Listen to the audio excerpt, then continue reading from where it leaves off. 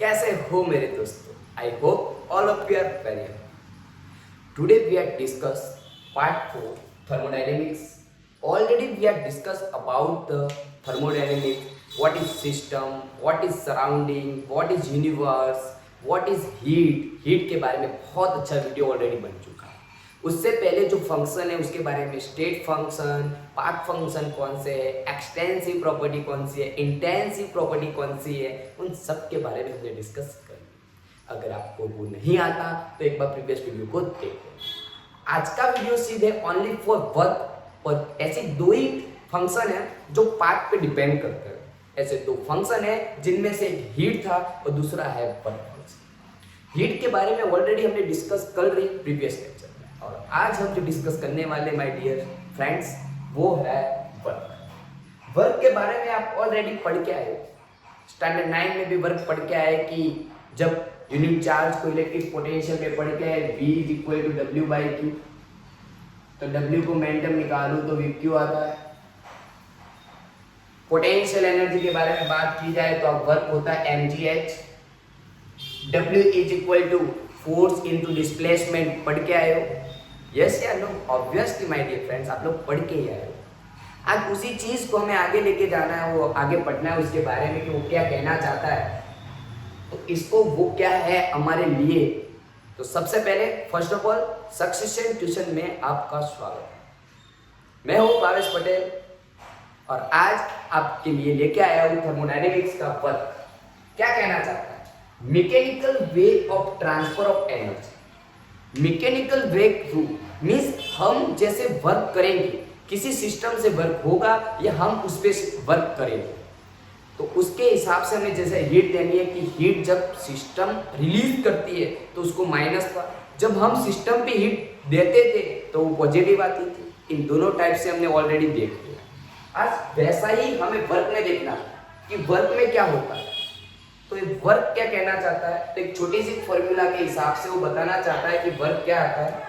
Suppose मान लीजिए दो ग्लास है, सेम वॉल्यूम है, इसमें यहाँ पे सिलेंडर में आपको लगाया हुआ है, ठीक है, इसमें गैस रखा हुआ है. अब गैस की वजह से वो पिस्टन को वर्क कर रहा है. जो सिस्टम है वो वर्क कर रही है, सिस्टम वर्क कर रही है. मींस उसका जो वॉल्यूम पहले जो V था, V1 था, अब वो कितना हो चुका है, V2. वॉल्यूम क्या हुआ, इंक्रीज हुआ. जो वॉल्यूम क्या हुआ है, इंक्रीज हुआ. इसको एक्सपेंशन बोला जाता है. इसको क्या बोला जाता है, एक्सपेंशन.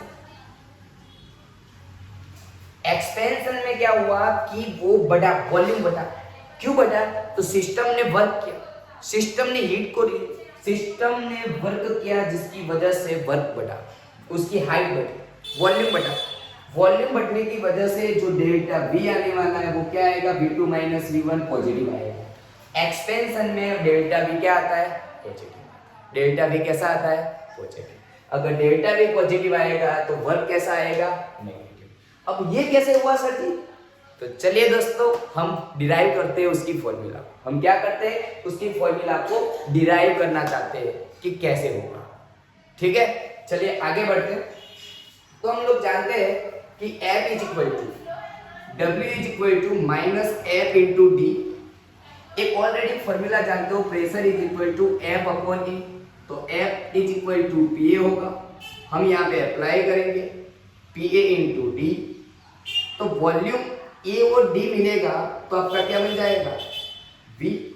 तो ये बोलते हैं ये कौन सा फोर्स होता है, प्रेशर होता है, एक्सटेंशन प्रेशर होता है, डेल्टा V. तो ये हो गया आपका वर्क की फॉर्मूला. अब देखिए कि अगर आपका डेल्टा V पॉजिटिव आ रहा है तो वर्क कैसा आएगा, नेगेटिव. तो यहां से चीज मिल गई कि जब सिस्टम वर्क करती है, जब सिस्टम वर्क करती है तब आपका वर्क कैसा आता है, नेगेटिव होता है. सीधी सी बात है कि जब सिस्टम वर्क करेगी तो उसका वर्क नेगेटिव आने वाला है क्योंकि वॉल्यूम पॉजिटिव है.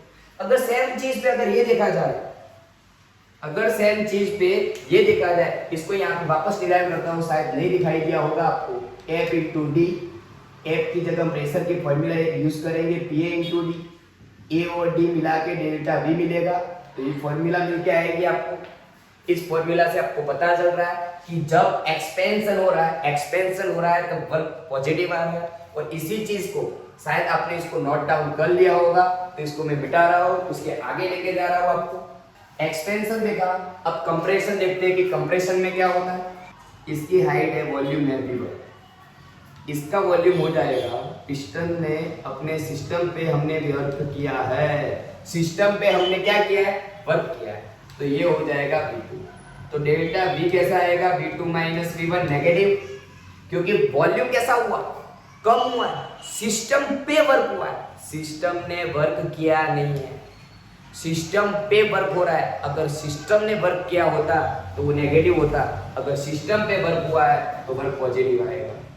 याद रखना, इसको एक्सपेंशन बोलते हैं, इसको कंप्रेशन बोलते हैं। Then my dear friends, I hope आपको ये चीज बहुत बढ़िया से समझ में आ चुकी है कि वो मैंने पहले भी बताया था, जब हीट रिलीज होती है तो माइनस होती है और हीट एब्जॉर्ब होती है तो प्लस होती है। सिस्टम अगर हीट रिलीज करती है तो माइनस होती है, अगर हीट उस पे आती है तो प्लस होती है। डन। शायद आपको इतनी चीजें समझ में आ चुकी होगी। एक छोटे से एग्जाम्पल्स के बाद हम उसको देखते हैं कैसे होता है। एग्जाम्पल करके देखेंगे, ज्यादा समझ में आएगा माय डियर फ्रेंड्स। आपके लिए एग्जाम्पल लिख के लेके आया हूँ कि आपको ज्यादा से ज्यादा समझ में आए।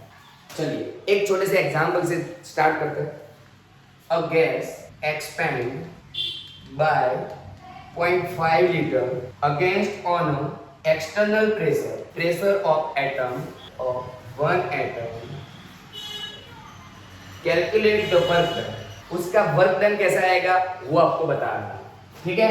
तो चलिए माय डियर फ्रेंड, एटम दिया हुआ है तो वापस आंसर आएगा कि वर्क तो हमारा जूल में आता है, और जूल में लाना है तो वन एटम का अगर जूल में कन्वर्ट करना है तो उसको 101 से आपको क्या करना पड़ता है, मल्टीप्लाई करना पड़ता है। One atom is equal to, note down करना my dear friends, one atom is equal to 101.3 joule होता है, नोट डाउन कर लेना। चलिए फॉर्मूला यूज कीजिए, W is equal to minus P delta V। Gas expand हो रही है, गैस एक्सपेंड हो रही है तो जो आपका आने वाला है डेल्टा V वो नेगेटिव आएगा, वन एटम है, ठीक है, वो तो वही का वही, वर्क आपका पॉजिटिव आएगा, एक्सपेंड हो रहा है तो माइनस 0.5 आएगा। लेकिन वर्क को अगर हमें किसमें कन्वर्ट करना है, जूल में कन्वर्ट करना है तो 101.3 से मल्टीप्लाई करना पड़ेगा, तब जाके आपका आंसर आएगा जूल में। डन। तो यहाँ पे क्या हुआ, एक नई चीज सीखने के लिए सबसे पहले गैस एक्सपेंड हुई है, गैस एक्सपेंड हुई है मींस गैस ने सिस्टम से वर्क किया है, गैस ने सिस्टम पे वर्क किया है, जिसकी वजह से वॉल्यूम क्या हुआ, इंक्रीज, तो वर्क कैसा आएगा, नेगेटिव आ गए। फिर हमने यहाँ से एक चीज देखी कि जो आपका प्रेशर होता है वो एटम में होता है, उसका कन्वर्ट करना है अगर आपको जूल में तो 101.3 से मल्टीप्लाई करना है। आगे आपको एक बड़ा यूनिट बताया था हीट का, 1 calorie is equal to 4.182 joule. Remember this, याद रखना इन छोटी छोटी चीजों को, बहुत ही यूजफुल हो सकती है आपके लिए, ठीक है। तो ये आपको बताना चाहता है कि वर्क डन हुआ है बाय गैस, ठीक है। एक छोटा सा एक और सवाल है कि अगर ऐसा होता है तो हम उसका कैसे फाइंड आउट करेंगे। Done.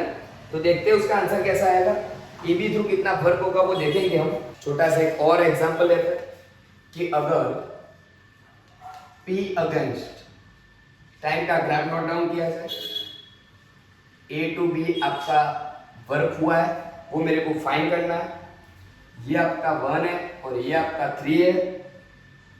P against sorry volume का ग्राफ है, ये जो प्रेशर दिया गया है इधर 2 है और इधर 4 है। चलिए अब हमें काउंट करना है कि उसने कितना वर्क किया है, ठीक है। तो वर्क फाइंड करना है, AB के थ्रू हुआ है कितना, तो हम कैसे करेंगे। छोटे स्टैंडर्ड में पढ़ के आए हो कि P इंटू V को मल्टीप्लाई करना है तो डेल्टा V तो फाइंड करना पड़ेगा हमें, ठीक है। डेल्टा V फाइंड करना पड़ेगा कि वो कितना आ रहा है, उसके बाद हमें पता चलेगा कि कितना वर्क हुआ, ठीक है my dear friends. I hope आपको समझ में आ रहा है कि क्या हो रहा है। चलिए वर्क फाइंड करना है, कैसे करेंगे, कौन बताएगा सर ऐसा वर्क होता है, कैसे करेंगे फाइंड। तो मैं बताता हूँ सबसे पहले। चलिए ये होगा आपका 1 V1 और ये हो जाएगा आपका V2, तो V2 माइनस V1 कितना है, 3 में से 1 निकालो 2। चलिए डन। प्रेशर तो कांस्टेंट होने वाला है, इतने प्रेशर, तो फॉर्मूला तो अप्लाई नहीं कर सकता मैं। तो अब पता चला कि मेरी ये जो फॉर्मूला है वो मैं कब यूज कर सकता हूं, at a constant pressure. Pressure constant होता है, उसको क्या बोलते हैं, आइसोबैरिक प्रोसेस। क्या बोलते हैं, आइसोबैरिक। आइसोबैरिक प्रोसेस में ही वो चीज फॉलो होती है। तो यहाँ पे मैं कैसे वर्क फाइंड करूंगा, उसके एरिया से। कैसे फाइंड करूंगा, एरिया से। तो इसका एरिया फाइंड करना है तो ये दोनों डिस्टेंस का एडिशन होगा। ये दोनों डिस्टेंस कितना है, ये 4 है और ये 2 है, इसका एडिशन होगा। तो ऐसे एक फॉर्मूला आप लोग पढ़ के आए हो, addition of parallel line, addition of parallel line multiply distance between 2 parallel line. Done.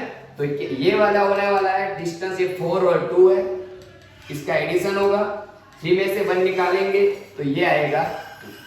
चलिए 2 2 कट। तो आपका जो वर्क डन होने वाला है, ये डेल्टा क्या मिलने वाला है, ए वर्क मिलने वाला है। और ये चीज किसमें होती है, माइनस में। किसमें होती है माय डियर फ्रेंड्स, माइनस में। तो ये आपका आंसर होगा -6 जूल। डन। ये आपका आंसर आएगा -6। डन। शायद आपको समझ में आ चुका होगा कि मैंने क्यों यहाँ पे फॉर्मूला यूज नहीं। तो यहां से मैं आपको ये रास्ते पे लेना चाहता हूं कि अगर आपकी प्रोसेस डिफरेंट है, अगर आपकी प्रोसेस डिफरेंट है तो टेम्परेचर जो फॉर्मूला है वो भी बेटा वर्क की डिफरेंट यूज होगा। क्योंकि हम देख के आए थे हीट में कि जब आइसोथर्मल था तो उसकी वैल्यू क्या आई थी, 0 इनफाइनाइट। एडियाबैटिक प्रोसेस थी तो 0। और जब उसकी दोनों के बीच की वैल्यू मिलती है, सेम टू सेम मैं यहाँ पे कहना चाहता हूँ कि A to B में उसने इतना वर्क किया है, तो ये हमने फॉर्मूला से निकाला है। कौन सी फॉर्मूला है, तो P और V। तो हम ये बोल सकते हैं कि एज अ ग्राफिकली हमें पता लगाना है। जैसे कि अगर ये हुआ, आपकी मोशन ऐसे हो रही है, तो कैसे फाइंड आउट करोगे, P अगेंस्ट V का ग्राफ है, अगर आपको फाइंड करना है तो कैसे करोगे।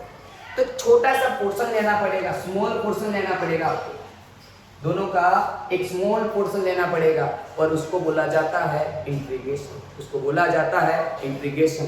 तो प्रेशर तो आपका कांस्टेंट होने वाला है -P एक्सटर्नल, और dV V का एक छोटा सा पोर्शन के लिए dV बोला जाएगा, V1 और V2।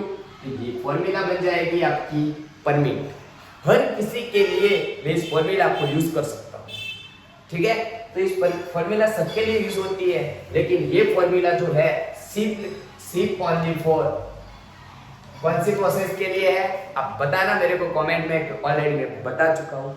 अगर पता नहीं चला तो वीडियो को एक बार वापस लाना और देखना, ठीक है। आइसोबैरिक प्रोसेस के लिए इसको ओनली फॉर यूज किया जाता है, जहां पे P कांस्टेंट। चलिए आप बताना मेरे को, आप बताना कि डिफरेंट प्रोसेस के लिए सर क्या होने वाला है, ठीक है। आप बताना कि डिफरेंट प्रोसेस के लिए वर्क क्या होने वाला है, ठीक है। चलिए ये ओनली फॉर उन प्रोसेस के लिए है जो रिवर्सिबल प्रोसेस है। रिवर्सिबल और इनरिवर्सिबल दोनों प्रोसेस होती है, दोनों के लिए डिफरेंट फॉर्मूला है। तो उसका भी मैं लास्ट में जाके एक सॉल्यूशन बताने वाला हूँ, फॉर्मूला वाला ग्राफ बताने वाला हूँ। वो आज के सेशन में नहीं हो पाएगा, वो उसका वीडियो अलग से आएगा। उतना समझ में आएगा तो नैया आपकी पार हो जाएगी माय डियर फ्रेंड्स। देखते हैं इतना हो गया, आगे देखते हैं क्या होगा। डिफरेंट प्रोसेस के लिए डिफरेंट होने वाला है। आइसोचोरिक प्रोसेस है, आइसोचोरिक प्रोसेस के लिए V कैसा होता है, कांस्टेंट। डेल्टा V क्या हो जाएगा, 0। Therefore work is equal to -P delta V, तो हो जाएगा 0। वर्क आइसोचोरिक के लिए हो जाता है डियर फ्रेंड्स 0। डन। याद रखना आइसोबैरिक के लिए बेटा हमने फॉर्मूला जो देखी, इस सारे टॉपिक को नोट डाउन करना है। सिर्फ रिवर्सिबल रिएक्शन के लिए ही चीजें बताई जा रही है आपको, ठीक है। याद रखना different process of reversible reaction के लिए बताता जा रहा हूं, तो याद रखना P कांस्टेंट। तो इसके लिए मैंने फॉर्मूला बताई -P delta V, either W is equal to -P external V1 to V2 D। इस फॉर्मूला को यूज करना आपके लिए बहुत ही आसान होगा। अब जो बात करने जा रहा हूँ वो आइसोथर्मल है, ठीक है। तो आइसोथर्मल के लिए क्या होगा वो देखते हैं। आइसोथर्मल के लिए क्या होता है माय डियर फ्रेंड्स, तो उसके लिए देखते हैं। उसके लिए इसको हटा रहे हो, उसके बाद लिख रहा हूँ। आइसोथर्मल है तो उसके लिए ये बोला जाता है कि एक्सपेंशन हो रहा है, ठीक है। एक्सपेंशन में कांस्टेंट टेम्परेचर हो रहा है। क्या हो रहा है? Constant temperature. टेम्परेचर कांस्टेंट हो रहा है। आप ऑलरेडी एक चैप्टर आता था, उसके हिसाब से एक लाइन याद रख लीजिए कि बॉयज लॉ आता था। बॉयज लॉ में क्या था कि P1 V1 is equal to P2 V2 होता है, ठीक है। तो इस PV क्या होता है वो आप लोग जानते हो, PV के बारे में जानते हो, क्या होता है? nRT होता है, ठीक है। तो हम जो एक्सपेंशन वाली जो फॉर्मूला है हमारी, छोटी सी फॉर्मूला थी, अभी शायद भर के मैंने हटा दी, उसको मैं वापस यूज कर रहा हूँ, V1 to V2 dV। तो उस फॉर्मूला में क्या होने वाला है वो हम देखते हैं कि उसको सॉल्व करते देखते हैं तो क्या होता है। इस फॉर्मूला को अगर हम nRT वाली जो फॉर्मूला है PV is equal to nRT, तो हमारे यहाँ पे P तो चाहिए नहीं, P की जगह हम इस ग्राफ को थ्रू यूज करते हैं क्योंकि आइसोथर्मल टेम्परेचर को तो लाना पड़ेगा। W is equal to minus P V1 to V2 into dV है। इस फॉर्मूला के थ्रू हम ऐसा लिख पाएंगे nRT upon V V1 V2 into dV। nRT constant है, V1 V2 dV by V हो जाएगा। अगर ऐसा होता है तो इसमें बेटा ये लिया जाता है nRT ln V V2 bye V1। ये मैंने किया है इंटीग्रेशन, ये मैंने किया है इंटीग्रेशन। इसके बाद क्या होगा आपको दिखाई नहीं देगा, इसलिए यहाँ पे लिख रहा हूँ nRT ln V2 ln V1। Done. अगर ऐसे है तो मैं ऐसे भी लिख सकता हूँ उसको minus nRT ln V2 bye V1। अगर ln का मेरे को log में कन्वर्ट करना है तो ये होगा minus 2.303 nRT log V2 bye V1। क्या होगा? V2 bye. अगर ऐसे नहीं लिखना, कोई बोलता है नहीं सर मेरे को तो पसंद ही नहीं आया, चल बेटा हटा दे, तेरे लिए और है 2.303 nRT log V1 bye V2। तो दोनों फॉर्मूला को याद कर लेना, कहीं ना कहीं आपको यूजफुल हो सकती है। आइसोथर्मल प्रोसेस के लिए इसी फॉर्मूला को याद करना। ओनली फॉर किसके लिए? रिवर्सिबल। ये फॉर्मूला ओनली फॉर किसके लिए है? रिवर्सिबल एक्सपेंशन, ठीक है। रिवर्सिबल एक्सपेंशन आइसोथर्मल प्रोसेस के लिए ये फॉर्मूला यूज की जा रही है, ठीक है। अगर इनरिवर्सिबल आइसोथर्मल है, इनरिवर्सिबल आइसोथर्मल प्रोसेस हो रही है, तब क्या होगा? ये तो मैंने सिर्फ इसके लिए पढ़ाया आपको, रिवर्सिबल। अगर इनरिवर्सिबल है, इनरिवर्सिबल का मीन्स होता है बेटा वैक्यूम लगाना, ठीक है। किसी चीज में वैक्यूम होता है तो वर्क होता है? होता ही नहीं है। वर्क डन क्या हो जाता है? जीरो हो जाता है, ठीक है। वर्क डन क्या हो जाता है? जीरो हो जाता है, क्योंकि जहां पे रिवर्सिबल रिएक्शन है इसके लिए अगर इरिवर्सिबल रिएक्शन होती, अगर इरिवर्सिबल रिएक्शन होती है तो उसको बोला जाता है वैक्यूम।